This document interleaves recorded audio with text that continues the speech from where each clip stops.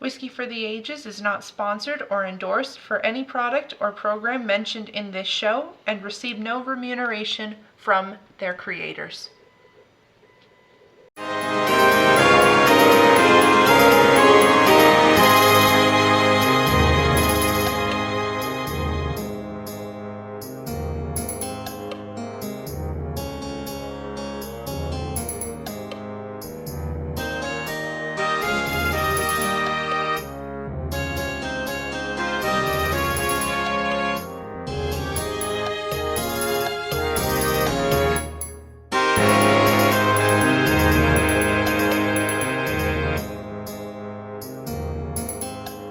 Hello everybody, welcome to this special edition of our Whiskey for the Ages podcast.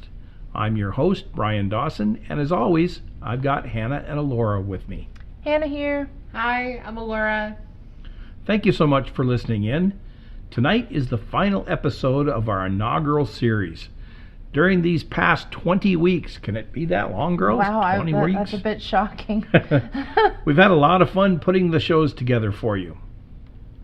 We're really looking forward to this show. We're doing a full review of a whiskey that was chosen by you guys. Early on, when we put together our podcast format, a whiskey review was always going to be the grand finale episode, Which was very fitting.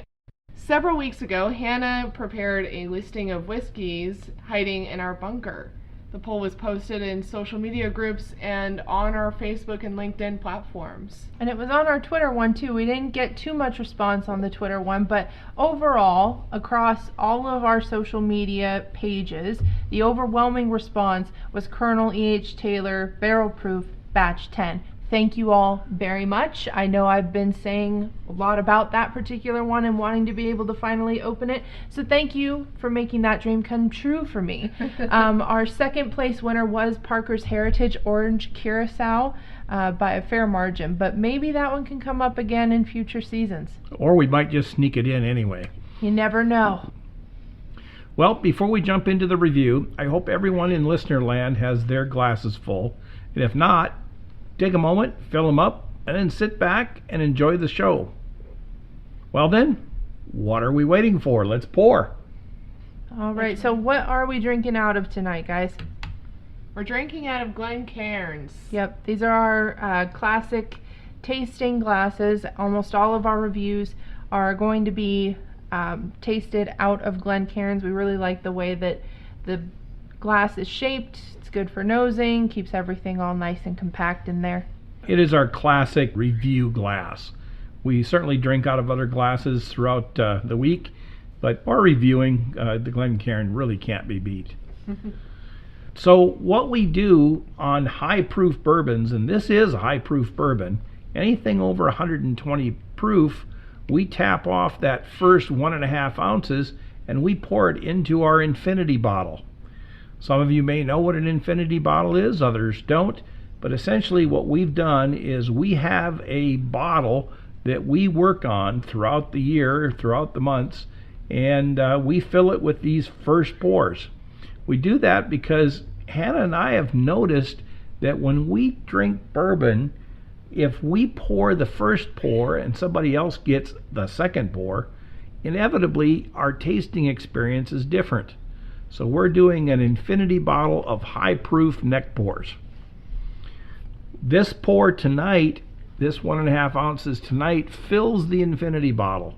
It's currently sitting at approximate mash bill of 74% corn, 11% rye, 3% wheat, and 12% barley.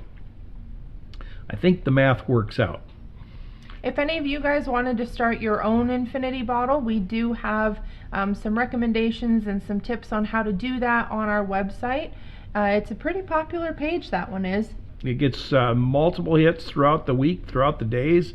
We're always surprised at how many people are actually looking in on that. The approximate char on this infinity bottle is 3.7, and it has an approximate barrel entry proof of 125. And this is currently sitting at 61.9% ABV Holy. or at 123.8 proof. That's Yeah, that's our infinity bottle. Yep. That definitely fits the criteria there. Oh yes. Oh yes. Now we're going to let it sit for a couple of weeks, let the mix marry, and then we'll pour off some samples and enjoy it. But let's talk about this one. What's the story on batch 10 Okay. Taylor? This is a barrel-proof bourbon. It's out of Frankfort, Kentucky, Buffalo Trace. Their distillery plant number is 113. Buffalo Trace does not post their mash bills, other than to say it's mash bill 1, mash bill 2, what have you. This is a mash bill 1 or a low rye, and the internet consensus has given us an estimate of about 75% corn, at or slightly under 10% rye, around 15% barley. And it does have a barrel char of number 4, which is a good alligator char on it. Barrel entry proof was 125. It does not have an age statement, but on the website it indicates that it's been aged exclusively in warehouses built by Colonel E.H. Taylor himself back in the 1800s. The bourbon is believed to be about 7 to 8 years old. All E.H. Taylor barrel-proof bourbon is uncut and unfiltered. So what we're getting is as close to out of the barrel as you can possibly imagine.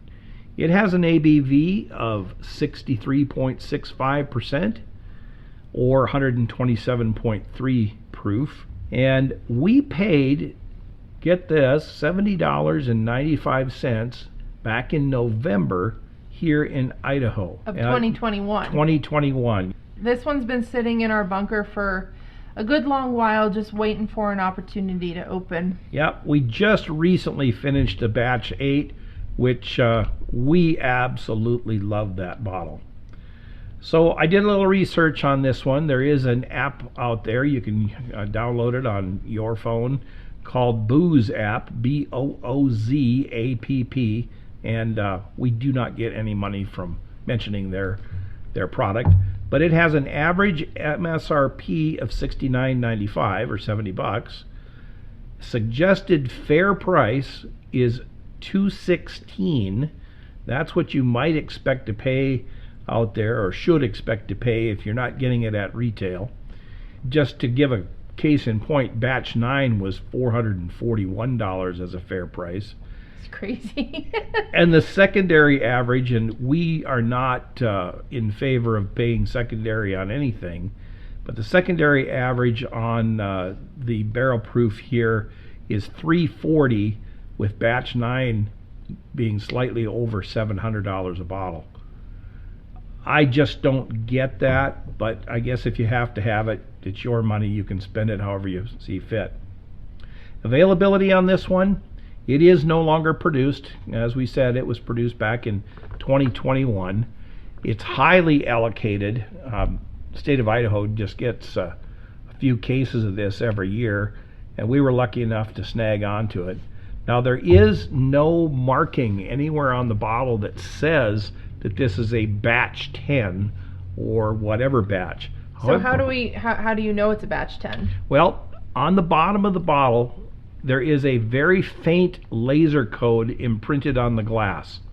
In this case, the laser code is 21-13301, followed by 17:38D. It's like a cipher. That's a skew. What a code. Yep. So the very first numbers, the two numbers, indicate what year it was bottled. So this would be 2021. The next 3 digits are the day of the year. In this case, the 133, the 133rd day of the year, which puts us, I believe, into May. And then the run is 01, meaning it was the first run of the bottling. That's the last digits there in that group of 6 and 7. And then the time of day, this was actually bottled at 38 minutes after 5 in the afternoon. Central Time, I believe. It's 5 o'clock somewhere. Very good, Elora. And then it was done on bottling line D. D as in David. That's that last digit. In addition, you can always tell what the batch number is by the proof. There are various websites out there that publish this information, and you can go to our website and click on a link to find that information. But in this case, the proof of 127.3 indicates it was batch 10. For more details, as I mentioned, you can see the reviews on our website, which will be uploaded very soon on this one. Website is WhiskeyfortheAges.com. And girls, what kind of tools do we use when we review bourbons? We're kind of all over the board. For the reviews that we're doing here on the podcast, we've each got our own flavor wheel out, another tool that can be found on our website. Most of the time, I'm just sitting staring out into space waiting for flavors and aromas to come to me. But having the wheel here, being able to write stuff down as you're talking, it helps. So Hannah, what are you getting out of this? What does it smell like? It's sweet and spicy at the same time. Sweet notes, I think, really heavy on the dark fruit, not red fruit. So I'm thinking raisins, I'm thinking plums, I'm thinking figs, I'm thinking fruit leather, dark fruit leather particularly. At the same time, there are a lot of sugary notes here too. I've got some vanilla, light vanilla going on. I'm getting some brown sugar.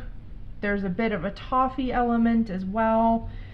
And then there's a bit of spice that comes in just to kind of round it out. From nutmeg, which is again kind of more on that sweeter side, along with white pepper, which is a pepper that's sweeter than what you'd get out of black pepper. And then I know this one is supposed to be a low rye mash bill, but I'm getting a bit of rye here too. Hannah, I think you and I are on the same page. A lot of what I wrote down were flavors that you were getting. Like, I even went so far as to do the white pepper. Like, oh wow. So yeah, we were on the same way. I would add on to that fruitiness, I would say there are hints of cranberries as well, and Rainier cherries. I think those ones are the yellow ones, correct? They're a bit more tart than your normal maraschino and a bit brighter than your dark cherries. I also got a bit of dark chocolate and an oddball here, Prosecco. Prosecco. What's Prosecco? It's like a sparkling white wine. Oh, okay. Yeah, it's like a champagne. Yeah, you put it in cocktails. Okay, that would be why I don't know. One of my scents in my room is like a Prosecco white frosting, and I immediately was reminded of this. So that's pretty rare that you and I are actually in agreement with a lot of these. Usually Elora and I are very different with what we get out of a glass, so that's interesting. I'm usually a bit of an oddball. What about you, Dad? What are you getting out of you this guys, nose? You guys touched on quite a few of the similarities here. When we first opened this bottle, I was overwhelmed by brown sugar. There is brown sugar here, yeah. I mean, it was a brown... it was like you just opened up a fresh bag of brown sugar and stuck your face in it. And then, like you said, the toffee then starts to come through. It's interesting, though, because I'm not picking up any nuts, and I usually associate toffee and nuts. And unless you guys have got a nut to throw out there, I'm not getting anything. I did say for my toffee element, because I noted toffee on the nose as well for this one, that it was a nutty toffee. Yeah. As far as pinning down the actual nut for it, I agree it is kind of difficult. If you had to really twist my arm, I'd probably say almond. But I really am hesitant to really commit one way or another. But I do think that there is an earthy, nutty tone to the sweetness of this one. See, I actually did get down into a nut, and for me, it was peanuts, but caramelized peanuts. Okay, in other words, kind of a candied peanut. Yeah. Or just peanuts that you'd put in like a peanut brittle or something. Okay. I'm also picking up a fair amount of dark woodiness. Kind of goes with the earthiness that you had spoke of. Mm-hmm. When I say dark woodiness, almost like a damp wood. Yeah. That's interesting because I actually marked down dry wood for the nose on this one, and I think in part it's due to a rye influence. The spice of the rye is drying out the oak for me. So the oak is there, but it's as if it's already really been burnt and the moisture has been sucked out. To me, it's more musty than dry. That's interesting. To me, I actually didn't really get any oak. The next thing that I would usually go for if I don't get any oak, which happens, is do I get cedar? This one I did not get cedar. I actually got a hint of pine in it. That was my main earthiness if I had to decide on a flavor, but I had to really, really hunt for it. I would agree that it's just like a dark tree, if that makes sense. You know, you girls had mentioned fruits, and they're dark fruits, the figs, the prune, the raisins. You know, Laura, you said the Rainier cherry. I'm getting the Bing cherry, and I'm almost wondering if that almond element that you're picking up, Hannah, isn't part of that cherry note. Could be. Because almonds and cherries go together like peas and carrots. Yeah. This smells really nice. It does smell really nice. Definitely intrigued to see how it meets up. This is an interesting scent wheel that we've got. And there's actually quite a few commonalities between all of us. Yeah. Which doesn't happen very often. We're all over the place. Like sometimes I'll list a flavor and Dad and Hannah will be like, "What are you on?" I did like Yep. some bourbons I've been noted to put down like Skittles, like a specific flavor of Skittles, and they're like, "No." Overall, really impressed with the nose of this one, but that's kind of what I was anticipating coming out of this, just because I like Buffalo Trace products. I love the fruit that a Buffalo Trace product will bring, and I love high proof things. So I went into this perhaps with a little bit of bias that I would like it. You have bias? I sometimes have, on occasion, assumed things. Well, girls, I've snuck in a taste. Yeah, I'm going Yeah. in for my first taste. And I have to say that those of you who know me or maybe don't even know me, I will tell you that my first sip is not generally a taste. I put it in my mouth and I just see how long I can hold it. Testing the proof. Testing the proof. And surprisingly, at the proof this is, the 127-ish, it's relatively easy to hold. It does tickle the tongue. Make no question about it. It does tickle the mouth. But it's surprisingly easy to hold. But at the same time, I can feel this darkness. This bourbon, if one is not careful, could potentially hurt you. Yeah, I agree. Yeah, I took one sip just now and I was like, holy, that's a hot one. There is a little Hot one. ethanol here. I don't get so much of like an ethanol. In my mind, I can't disassociate ethanol with being something like gasoline or something foul. So I generally don't use words like that, but there is an alcohol tickle, an alcohol burn here. For me, as I move it around my palate and as I eventually wash it down, I get almost like a pop rock sort of sensation. Like it's just bouncing all over the place. It's lingering. That popping sensation is lingering. And wow, the flavors that are accompanying it are just, it's a lot like the nose. I'm going to say it's a lot like the nose. The dark fruits are really prevalent here. Again, with that fruit leather, with that fig, with that prune, I think I'm getting a bit more cherry now than I was originally on the nose. The cherry is pronounced. It's very pronounced here. Which is consistent with Buffalo Trace products. Yep. Which is why I really like them. I'm getting a lot of the barrel as well. Yep. The barrel is very spicy here, very rich. You definitely are tasting the char. I am getting the char. And it's a sweet char too, at least for me. And the aromas that I got, it was, yes, they were sweet notes, but they're not overwhelmingly sweet. You know, it's just the natural sweetness that you'd get from all the dark fruits that I just got. But in the taste, especially in the aftertaste, like when it's just at like the last part of it, the very, very last part of it, it just becomes this really, really nice, sweet, rich notes of vanilla and even some maraschino cherries. And I think I get a little bit more chocolate.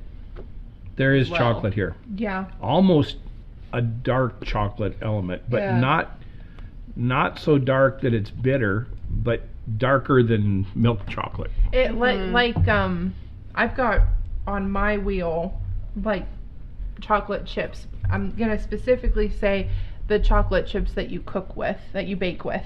Dark chocolate. Yeah. Okay. I mean, Semi-sweet. Semi-sweet. Yep. So, because there is a bit of bitterness there. I wrote down nibs, chocolate nibs. The chocolate nibs. Yeah. I think that if I had to guess a type of food that I could connect this with, I think honestly I'd choose Black Forest cake. Okay. Yeah. I get that. It just marries so well. The cherries, the chocolate, and I even get like that vanilla buttercream frosting note in it. There's an unusual flavor here though, and I'm not getting it. It's in, and I know we're not to the finish yet, but it's after the liquid is gone from your mouth. There's something that's lingering on the palate that's, to me, unusual. I'm going to have to bow to you guys a little bit so I can kind of play with it and figure out what it is. I do get a lot of cane sugar. There might even be a bit of a citrusy note to this. I know that there's a bunch of flavors of lemonade out there. I'd probably say, and this is going to get really, really specific, perhaps a blood orange lemonade. Okay. Blood orange is a very unique flavor in the citrus group. It's not like a normal orange. It's darker. I think, honestly, blood oranges are my favorites from the orange family if I had to choose, but I'm trying to figure out what that flavor is that you're thinking of, Dad. I mean, I'm getting a little bit of black pepper. I'm getting a lot more smoke than I was actually anticipating coming out. That's what it is. It's smoke. And even a little bit of grass. There's like a little bit of grass. And I don't think it's fresh grass. I think it's more along the lines of like straw. But it is the smoke. And it's not sweet smoke either. No. It's not stale smoke, but it is a smokiness from burning vegetation. Yeah. Yeah. But not burnt grass. This is a woodiness. I kind of think burnt grass, but for me, I don't know if I'm associating that so much with the Tobacco? flavor. No, I don't know if I'm associating it so much with the flavor rather than a feeling, because I can feel, if you're a smoker or you've been around people who smoke, when you're breathing in all of that, there's a burning sensation that you get in your throat, and it'll tickle a little bit. That's kind of what I'm getting here. So I don't think it's so much of a flavor for me. I think it's more sensational. But all of the other flavors that we've been talking about, from the sweetness of chocolate, vanilla, all of the fruit, they're standing up to it really nice. Yeah, this is interesting in that it's a sweet bourbon, but it's not sweet in the sugar sense. it's sweet in the fruit sense, but it's that dark fruit, that plum, that prune even. That, like you said, the fruit leather. It's and all of those do something to your mouth too. They kind of, I don't want to say pucker it. It works on the taste buds differently than sugar does. I remember when we were a lot younger, we would go to Costco and we'd get special brand of fruit leather. I can't remember what it was now. It was a long time ago. But there was a dark fruit leather that we would get, and I want to say that it was either grape or maybe even blackberry or blueberry, and this tastes so much like that particular fruit leather. And I would say I don't know how many of those little fruit leather prepackaged things we had. I probably would eat 3 or 4 a day. I loved them very much. We probably need to go get some more fruit leather so we can play with it again. Yeah, but this is very reminiscent of that. A blueberry fruit leather, a blackberry fruit leather. There's raisin here, and then there's fruit leather. The two things are very different. So I don't think the fruit leather is grape so much. I think it's like blueberry or blackberry dried. So I just did a couple of Kentucky Chews. Yeah, tell me about that. Yeah, so Kentucky Chews are essentially when you swish the whiskey around in your mouth. What that does is it allows you to be able to put the bourbon or whiskey or whatever you're tasting everywhere in your mouth. It allows you to get the taste buds. It allows you to experience the sensations 100 times more powerful. And it will hurt. It will hurt if you don't know what you're doing. It'll hurt if you do know what you're doing. Yeah, and this one I had to take a couple of seconds. I found that it opened up some really sweet notes. I actually got a bit of marshmallow in it. Wow. Like burnt marshmallow, the kind that you put on your s'mores. Well, that would be consistent with the smokiness that we're getting here. And it's like I do get a little bit more of a sweet oak. I'm finally getting oak. Yeah, I think doing the Kentucky Chew with this just allowed it to have more sweet notes for me. And for me, it's the exact opposite. The Kentucky Chew plunges it even deeper into that dark, smoky element, almost to the bitter side. I'm with Elora on this one. I think it pulls out a sweeter oak. Yeah. That's very interesting. But it hurts. I think the fruit leather gets even bigger on the Kentucky Chew as well, for me. I think those times when we went to Costco, I was too picky of an eater to really know. you didn't eat them. No. You didn't eat them. I was picky. I was a trouble child when it came to food, but it's whatever. What do we got for additional tasting thoughts here, Hannah? What's the mouthfeel here? Like I kind of mentioned at the beginning, there is a sort of Pop Rocks feel to it. It's rough, it's gritty. I think that I use those words differently than a lot of other people do when they're talking about whiskey and mouthfeel. A lot of people will look for something that's oily and viscous in the mouth. Whenever something really grips my taste buds and makes it almost cloying onto my palate, it's automatically rough / gritty for me. So whenever I use those words, that's what I'm meaning. And this one definitely has a lot of grip to it. See, I get that oily element. To me, it's oily, and the longer I hold it, and I hold bourbon a long time. I've been known to hold it for a couple of minutes. That your taste buds and your salivary glands start to go overdrive, and they start pumping in more liquids. The longer I hold this one, the more it becomes slippery, if you will. But then as soon as I swallow, bam, you're hit with that proof. Yeah. I mean, the proof definitely kicks in after after it's gone. I think that it envelops your chest and your heart. Like, Yeah. some bourbons, some will just sit or they'll grow in your chest. This one is like, I am here, okay? And I'm sitting here and you're gonna like it. I'm trying to think how I would classify this. It's big. It is big. It's rich. It's very decadent. It's dessert-like. Yeah. It's classic Buffalo Trace. That's high proof. I'm kind of attributing this to like a firework going on, because I think it can be a bit of a firework with this one. It's also quite creamy. Yeah. It's smooth. Yep. It's hard for something to be both smooth and aggressive at the same time. But this is, as you hold it, it's smooth. But the moment you swallow it, it is very throat and esophagus and chest warming. I mean, Yeah. I feel it all the way into my stomach, Yeah. to the point where I know if I did that 3 times in a row, I would be in excruciating pain from a hug. Yeah, I think this one has a lot of potential to give a Kentucky hug. Frankly, I think yeah, I think I did have a Kentucky hug. I think that for someone not used to high proof bourbons, this could be painful.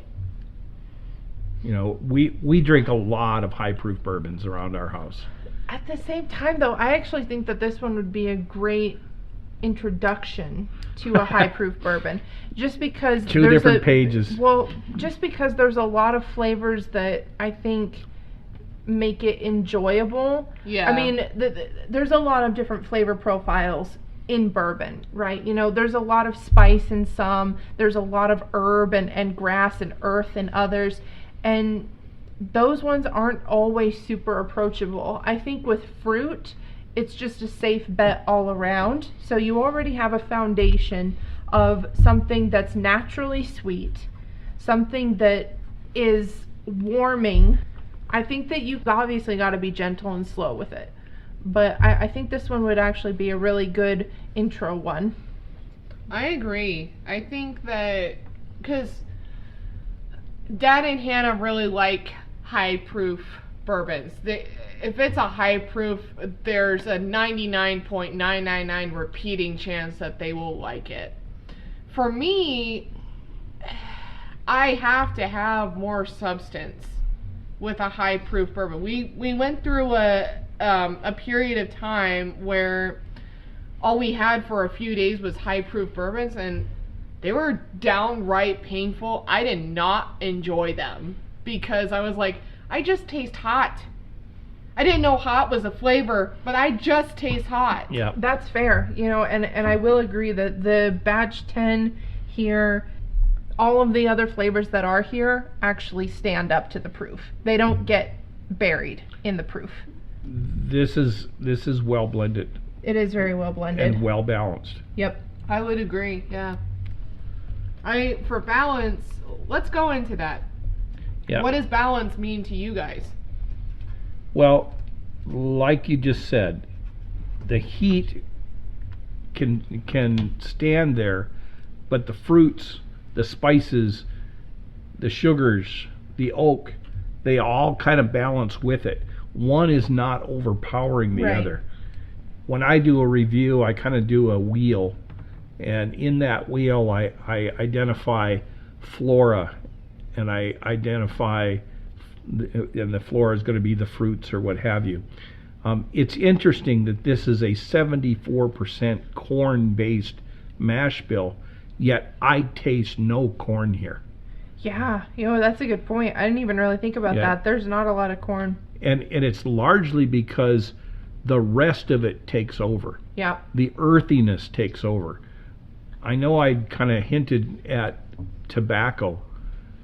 I'm not so sure that tobacco isn't an element here somewhere. And maybe that's in that smokiness. And I'm not thinking tobacco like a cigarette tobacco. I'm thinking more like a cigar or a pipe or something like that, where there's a depth to it. You're not really inhaling, you're sitting in the aroma of it. Well, maybe that's what it is. That's a good point, Elora, when you say balance. What is balance? For me, that's what balance is. Yeah. Can all of the elements stand up to one another? Yeah, I agree. Yeah, I would agree with that too. For me, I attribute balance. If you guys know me and my reviews, I always include like a music selection. Well, I'm a musician. I play clarinet. Since I first started playing in an ensemble, all I was taught was balance. Well, what is a balance in sound? Well, we have something that is called the pyramid of sound. Your basses, your tubas, your bass clarinets, your low instruments, those are going to be your foundation. And then you have your lower middle voices, which are usually the tenor saxophones or even euphoniums and trombones. And then you have your alto voices, so alto saxophones, you have your clarinets, and then you have your top part of that pyramid, the soprano notes. And it's organized in that way simply because if the flutes were to overpower the tubas, do you really have a great sound? Are you able to really feel it deep in your chest? You can obviously hear the flutes, but can you hear the tubas? So when I attribute that sort of analogy to bourbon, well, my bass sound is probably going to be very oaky. Yeah. Very, very oaky. Whereas my soprano notes, well, those ones are going to be like your really bright, sugary flavors. Yeah. Perhaps lemon or frosting. Those ones are the Christmas trees, while the oak is the actual tree trunk. Yeah. So that's a good analogy. Very good. I think that this is really well balanced. I think all of the flavors of all of the flavor profiles that are here each show up, and you get all of them, and they marry really well together. As we're sitting here, we're thinking about it, we're tasting it, we're feeling it. I'm looking at it. And this is part of the review as well. To me, as I look at this glass, and it's hard to see it in the light that we're in, but it's kind of a tawny carrot-y color for me. What are you guys seeing in the glass? I put down auburn for it myself. So a little darker, huh? A little darker than what you're thinking. There's a lot of orange tone to this. And that's where I was getting the carrot. I totally get where you're getting the carrot. It just looks a little bit darker. A little bit of a darker orange. Not into the red, but close. And then we talked about the feel, how it feels in our mouth already, that kind of, Elora and I are saying creamy or viscous, and you're saying pop rocky. Yeah, but I think, like I said, I think that I define mouthfeel and rough differently than a lot of other people do. Yeah. Same thing with oily or viscous. I think I'm kind of different in that camp. we also talk about like the actual liquid and how it sits in the glass. You know, as we continue drinking it, if you look towards the top, especially with this one, you can see what we call a crown. Yeah.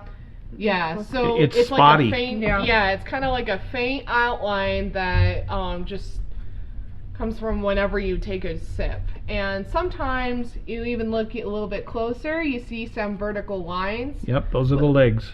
Those ones are the legs, but for this one, I don't really. It's really see a whole spotty. lot. Yeah. It's interesting. It's, you know, every bourbon we have, we look at these and then we play with it and we see things. This one is a bunch of dots, and then the dots get smaller as I guess the legs have dissipated. Yeah. Mm-hmm. I just really see the crown, to be honest. Yep. The inverted crown. And I tend to find that the thicker crown or the bigger, fatter droplets, they kind of coincide with the creaminess. You know, correlation does not equal causation, but creamy whiskeys usually have that big fat droplets and the big fat crown, whereas for lack of better terms, more watery ones tend to have long legs, long skinny legs, long skinny droplets, not as much of a crown. Interesting.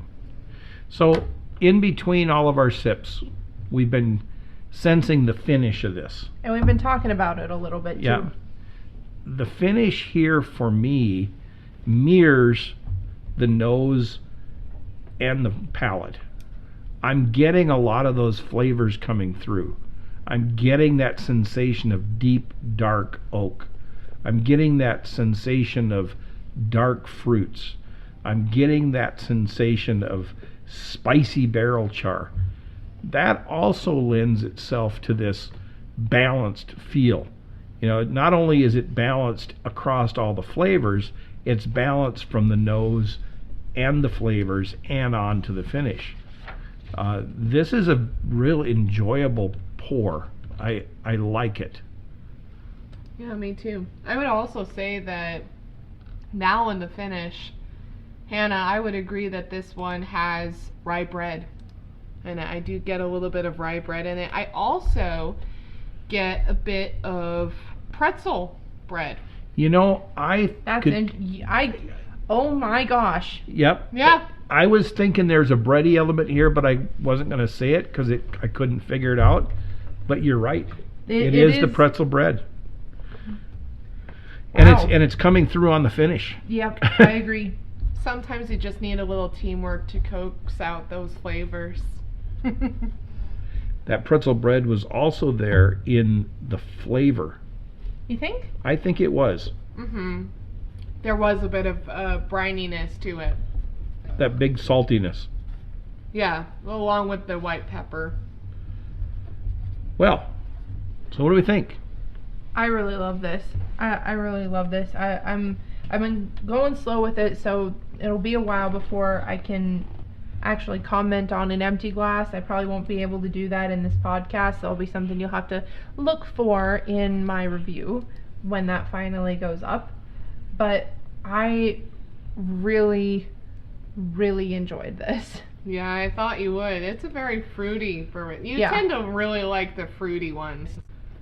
When we actually did the review for the batch 8, I gave the batch 8 a pretty stellar grade. For me, I gave it a 93. As I've been tasting this, as I've been enjoying this, and I do enjoy this, I don't think it's quite on par with that batch 8, which to me was one of the best bourbons I've had. There's only a few that are better. Yet, this is still a great bourbon, but I'm not going to give it quite as high a rating. For me, I'm going to sit in the 90, 91 range.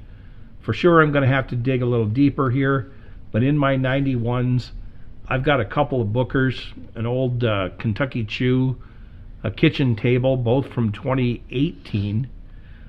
Frankly, I've got a Colonel E.H. Taylor small batch. It's in that same realm. Four Roses small batch is in there.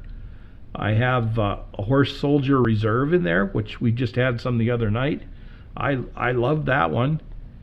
Maker's Mark FAE 02 and an Old Forester 1910. I'm on par right there. I might be convinced that it might be a bit better than that, but frankly, I'm sticking with a 91 for right now. That's really interesting. For me, this one ticks all of the boxes. If you guys know my reviews at all, let me just click the glass here prematurely. If you guys know my reviews at all, I really love fruity bourbons. Those are my go-to. That is my ideal flavor profile in any bourbon. So this one ticks all the boxes. There's complexity here, there's warmth here, there's fruit here. At $70, yes, I would buy this again in a heartbeat. I think that is well worth the price. I think you're getting so much out of it from a really well-known distiller consistently making good product. For this one, I'm actually going to the top of my ratings as a whole.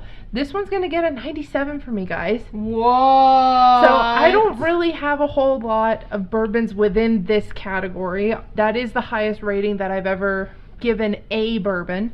I have 4 others that are going to be sitting here with this batch 10. One of them also being a Booker's, that would have been the Country Ham Bourbon from 2019. I absolutely love that bourbon. That one is, one of my all-time holy grails. Border Bourbon cask strength. If you guys don't know about that one, it is from a sort of, I almost want to call them a craft distiller out of the state of Wisconsin. We've been able to go over there a couple of times and talk to the people who work there, and they make a really solid product all around, and their Border Bourbon is just fantastic. I also have a little book, Chapter 3, the Road Home Bourbon. That one is several years old for sure. You'll notice all these are high proofers, right? Yep. So I've got a Stag Junior Batch 13 as well in there, which is one of their last couple of the junior line anyway, before they've changed And every over the one name. of those are 120 or better. Yep. So just classic Hannah, loving classic fruit, loving classic high proof bourbon. 97 is where I'm going to sit with this one. I'm really, really pleased with it. For reference, my batch 8, I gave that one a 93. So again, super great. Loved it. But obviously, as I go further down, there's a lot more company in those categories. This one is among the elite. And maybe for me, why I've rated it a little lower than the batch 8, it's that weird aftertaste that I'm getting. That maybe it's that smoky grass or smoky burnt something. See, but I love that. I think that contributes so much to the character of what this bourbon is. You get punched with fruit going in. You've got candy, sugary sweetness as it's going down. And then you get spicy heat, warmth, earth after it's gone. I mean, it goes everywhere. So I love the versatility of it. I get it. What about you, Elora? Where are you thinking with your potential rating here? This is interesting because I usually really, really like candied, sweet, sugary ones. This was such a well-balanced bourbon that I might be on the same page with Hannah and give it a 97. Oh my Wow. gosh. And it is a very big thing. If you see my profile, I'm sorry guys. I'm not as proactive as Dad and Hannah. That's gonna change, I promise. I'm working on it. Yeah, I tend to really, really like the sugary ones, but this just has so much of a balance, like a really, really great assortment of flavors. You were mentioning an aftertaste, and out of curiosity, I took another sip just now, and I'm like, maybe licorice or an aniseed? I'm not getting that. Well, I got it. Good enough. So enough. that's all that But matters. That's all. Yep. That's the most important thing is I got it. So for sure, this would be something we would get again if we found it on the shelf. And frankly, if I saw any batch of barrel proof Colonel Taylor, I wouldn't care what somebody gave it as a rating. I'd grab it. Yeah. The closer to retail, closer to MSRP, $70, $80, it's a no-brainer. Absolutely. I think would- I'd spend that, and I'm a college student, Yeah. so. I'd spend $100 on this. Yep. But there's no way that I'm spending $300 on this. No, but to be fair, we don't do that for any bourbon. No, we don't. It's just, I think you can find a lot of really great things in reasonable price brackets. I agree. It's like that quote that is like, I think that the little things and the little ones can change the world or something. Yeah. You'll have to learn that quote I know. so you can say it better. Right. Well, this has been a great review on a pretty fantastic bourbon. I It's think a lot it's of fun. I think it's a really great feature to close out the season with. Thank you guys for picking it. I'm Yep. sure that the other options that we had up on those polls were great as well, but thank you guys for picking this one. We've really enjoyed it, and I'm just glad that it's finally open and not hiding in the bunker. Nope. Now we can work on it. Now we can work on Now it. we can work on it. Go for more. So we'll have our formal review up on the website here probably within the next week or so. That's just something that we need to get up there, and you'll get to see our written review on this, and look forward to hearing any feedback from you if any of you guys have had this.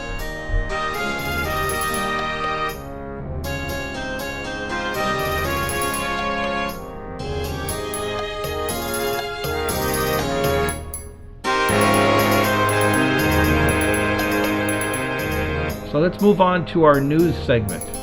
This fortnight in whiskey, I've got 3 short stories to wind out our last of our series here. Bob Dylan adds bourbon to the core range of his Heaven's Door whiskey. They're adding a Kentucky straight bourbon, which is going to pair well with the Tennessee straight bourbon, the double barrel whiskey, and the straight rye whiskey they have. This new one is going to be called Ascension Kentucky Straight Bourbon. This new release comes ahead of the opening of their new distillery in Pleasureville, Kentucky, that opens this autumn. Alex Moore, Heaven's Door Master Blender, said that their commitment to crafting award-winning whiskey is evident in every step of their process, from the grain selection to the distillation to the barrels they use for blending. For this exceptional Kentucky bourbon, they're meticulously blending each small batch to create its own distinctive flavor profile. Ascension bourbon is non-chill filtered and produced at 46 ABV, and this bourbon is going to be aged more than 5 years. Tasting notes, aromas of baked bread, buttered popcorn, and dried fruit. Huh. I'm not sure if I've ever had popcorn in a bourbon I don't before. think I have either. I have. Of You course would. you have. Flavors are rich and complex of caramel, vanilla, cinnamon, nutmeg, and black pepper. And this launch is going to coincide with the unveiling of some new bottle artwork by Dylan, featuring more iron metalworks on So the bottle. all of that there is basically from their website, right? That's what they're touting it as. Yep. That, oh, this is exceptional, or Yep. oh, this is the flavor profile that you can get. I think it'll be really interesting to see, how exceptional is it really? Yep. I like. I certainly think that there are a lot of celebrities that can create a really great product, but as a whole, I go into any celebrity endorsement, celebrity created spirit with a bit of trepidation. So Take it with a grain of salt. best of luck to the Ascension bourbon and its release. I'm gonna hold off judgment till I actually get to taste it. Yeah. And our second story, MGP Ingredients, is going to be closing one of their Kansas distilleries. The spirits producer will be closing their distillery in Atchison, Kansas. And it's the one that is making grain neutral spirits and industrial alcohol. Turns out there's been a flood of industrial alcohol on the market, and MGP is no longer making money in the process. They are committed to continue making their ingredient solutions business, which is near and dear to all of us. That's the whiskey line, and they're dumping $16.7 million into a protein facility in Atchison, so they'll still be working somewhere there. That's good. And our last story kind of mirrors one that we did early on, in fact, the end of March. Diageo is facing a black fungus lawsuit of their own. This time it's going to be in Scotland. The Johnny Walker owner, Diageo, could be sued by someone who actually brought litigation to them back in 2017. The Angel's Share vapor that's emitted from the warehouses in Scotland are responsible for this black fungus that's sticking to houses and all kinds of things over there.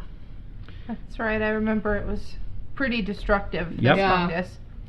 Back in 2017, it was a lawsuit of 40,000 pounds, or roughly 48,000 US dollars, and it was for property damage, homes and outdoor furniture and whatever. It was a black, sooty looking fungus that bears a resemblance to black mold. It feeds on the ethanol emissions from whiskey distilleries, and this new suit says the fungus is creating a visible black staining and discoloration on area properties. It's damaging cars, potted plants, trampolines, and playhouses of neighborhoods from their facility that's roughly 350 meters away from the residential area. Not the potted plant. Yes, the potted plants. Ah, that's not good. This is a big deal. It's starting to become a nuisance, and the litigation that we mentioned back in March still hasn't come to fruition. There's been no conclusion on that yet either. As always, go to our website, Whiskey for the Ages, to see any source citations of the above mentioned stories, also our reviews and other articles we've got, and just see what else we've been doing. Well, girls, another great episode. But it's time to give our listeners a break. We're going to be taking some well-earned time off, attend to a little personal business, make ready to get Elora off to university, and enjoy the remainder of what's left of our summer. Yep, we don't have a solid return date yet, but do stay tuned and be watching the website for news and other whiskey reviews. Those are still going to be going up even while we are on our break between seasons 1 and season 2. We do fully intend to come back for season 2. We've really enjoyed this. There's been a lot of feature stories and feature themes that we've really loved digging into, and they're things that we anticipate coming back to in season 2. Things like the Spotlight series, we really loved that. We loved all of our interviews that we were able to do and all of the guests we were able to bring on. Probably some more history and educational stuff as well. So we'll all see. We're really excited to jump back into season 2, but it is going to be a little bit before we do so. Yep. And like they were saying, we are still going to be doing reviews in between this break. My reviews are just going to be a little bit more remote since I'm traveling to a new state. So, but they're going to be there. We'll work it out. We always do. So. And one of the best and frankly most gratifying things for me are the number of people that have reached out and gave us feedback on these podcasts. We enjoy hearing from you. Let us know what you'd like to hear. Let us know what you'd like us to change. We're not above changing. We want to make this better. We want to make this your podcast as well. Absolutely. So, as we end each episode, we do a call to action. You can find us on the Podbean, the Spotify, Amazon Music, iHeartRadio, Player Radio, Samsung Podcast app, Podchaser, Boomplay. The other day I found out we're also on Google Podcasts. It's pretty amazing where we are and who's finding us, and it's been a lot of fun. Absolutely. Yep. Thank you guys so much for being willing to listen to our babbles and our awesome ramblings, which I'm sure have been very extensive to you guys, but we've enjoyed it. We've had a lot of fun putting this podcast together. We'd like to reiterate our gratitude, our thanks to the guests that we've had on our show during this series. Greg Walters with the Bar Pours episode, and then Chris Schmeier and Ben Polstra when we talked about the Advent calendars, which our Advent calendar over here in Boise, Idaho is going to be kicking off here pretty soon. We're very excited. Our summer Advent. And then, of course, thank you so much to you guys, our loyal listeners who have, like Dad mentioned, been providing such great feedback and really making this all that much more fun. So as we end our episode and our season, we'll talk with you all again soon. Cheers.